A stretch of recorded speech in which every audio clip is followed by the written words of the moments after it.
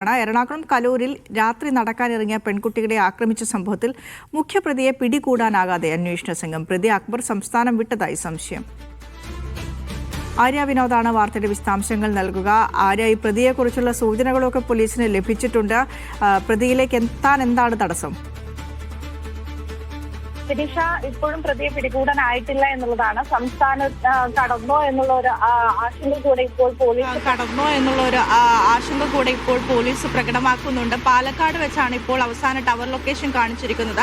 അപ്പോൾ അതിനുശേഷമുള്ള tower location ഒന്നും തന്നെ ലഭ്യമല്ല എന്നുള്ളതാണ്. അതുകൊണ്ട് തന്നെ പ്രതിയിലേക്ക് എത്താനുള്ള ഒരു ആശങ്ക ഇപ്പോഴും അന്വേഷണ സംഘത്തിന് വർദ്ധിച്ചിരിക്കുന്നു എന്നുള്ളതാണ്. പ്രതിയിലേക്കുള്ള അന്വേഷണം നീണ്ടുകൊണ്ടിരിക്കുന്നു. അതുപോലെ തന്നെ 3 പ്രതികളെയാണ് ഇതുവരെയായിട്ട് ഇതിൽ പിടികൂടാൻ വേണ്ടി സാധിച്ചിരിക്കുന്നത്. ഇനിയും 7 പേർ ഒളിവിലാണ്.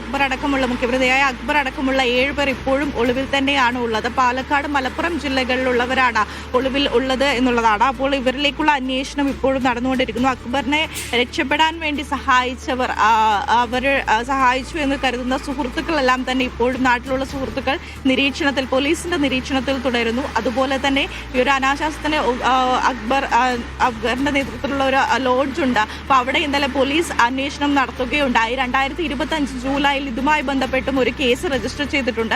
അതുപോലെ നിരവധി അടിപിടി കേസുകളിൽ അടക്കമുള്ള പ്രതിയാണ് അക്ബർ. അപ്പോൾ അക്ബറിനെ തേടിയുള്ള ഒരു അന്വേഷണം ഇനിയിപ്പോൾ ജില്ലയിൽ മാത്രമല്ല സംസ്ഥാനത്തിന്റെ വിവിധ ഭാഗങ്ങളിലും മറ്റ് സംസ്ഥാനങ്ങളിലേക്കും വ്യാപിക്കേണ്ട ഒരു ആശങ്കയാണ് ഇപ്പോൾ പോലീസ് പ്രകടമാക്കുന്നത്. ശരി ആര്യ. പാലക്കാട് കഞ്ചിക്കോട് IIT വിദ്യാർത്ഥിനിക്ക് നേരെയുള്ള ആക്രമണത്തിൽ പ്രതിയെന്ന് സംശയിക്കുന്ന ആൾ പിടിയിൽ. യുവാവിനെ ഇന്ന് പാലക്കാട് എത്തിക്കും. പെൺകുട്ടി തിരിച്ചറിഞ്ഞാൽ കേസിൽ അറസ്റ്റ് രേഖപ്പെടുത്തും. സാജിദ് അജ്മലാണ് വിശദാംശങ്ങളുമായി ചേരുന്നത്. സാജിദ്, ഏത് രീതിയിലായിരിക്കും പോലീസ് നടപടികൾ?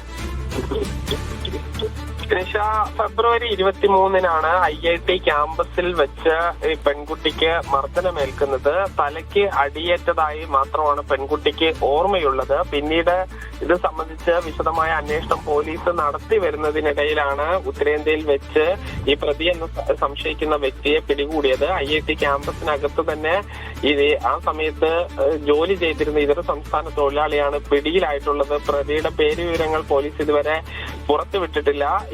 ഇയാളെ പെൺകുട്ടി തിരിച്ചറിയുകയാണെങ്കിൽ തുടർ നടപടികൾ ഉണ്ടാകും. ഇതിന്റെ സാഹചര്യ തെളിവുകളും ഈ പെൺകുട്ടിക്ക് മർദ്ദനമേറ്റതിന് പിന്നാലെ ഇയാൾ ഒളിവിൽ പോയതും ഉൾപ്പെടെയുള്ള കാര്യങ്ങൾ വെച്ചാണ് ഇപ്പോൾ പോലീസ് ഇയാളെ പിടികൂടിയിട്ടുള്ളത്.